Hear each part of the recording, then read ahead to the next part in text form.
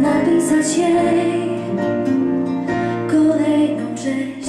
W jego czułych ramionach szybko przychodził sen. Nie wierzyłam, kiedy mówił, że kocha mnie.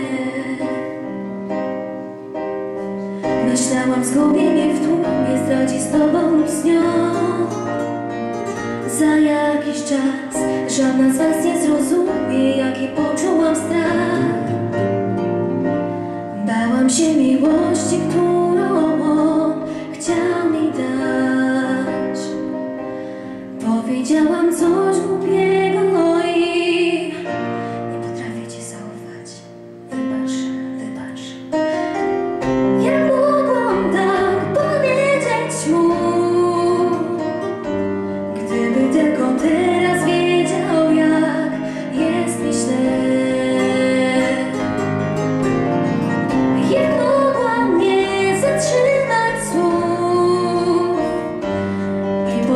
Tak po prostu, by odejść mógł.